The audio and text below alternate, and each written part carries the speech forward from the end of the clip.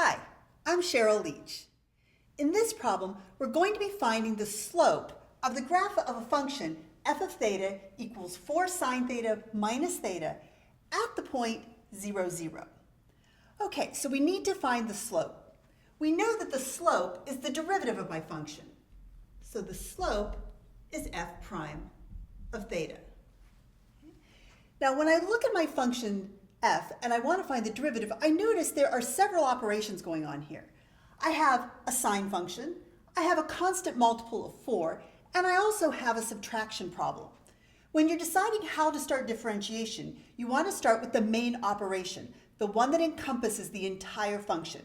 In this case, that's the subtraction problem. So I want to start out with a differentiation rule for subtraction. And what that rule tells me to do is to differentiate each piece individually.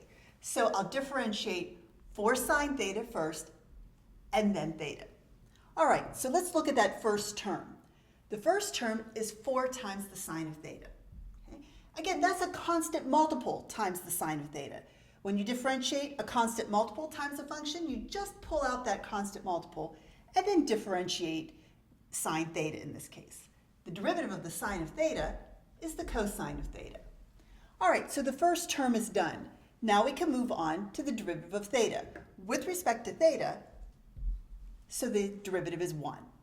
Okay, so that will be the slope of the graph at any point along the curve. I'm interested in what happens at the point 0, 0. So I'm going to be looking for f prime of 0. So I'm simply going to plug 0 in for all the thetas.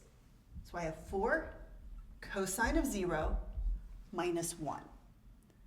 Now the cosine of 0 is equal to 1. So I have 4 times 1 minus 1, which gives me 3 for the slope.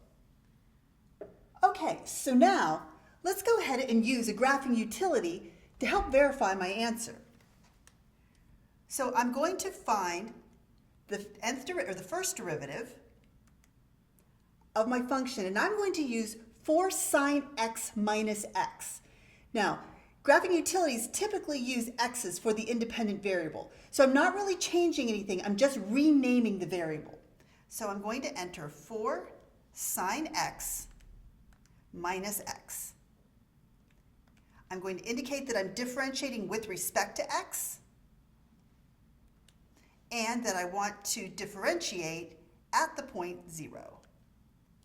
And when I enter that in, I end up with a decimal number, 2.999. Several nines are following it.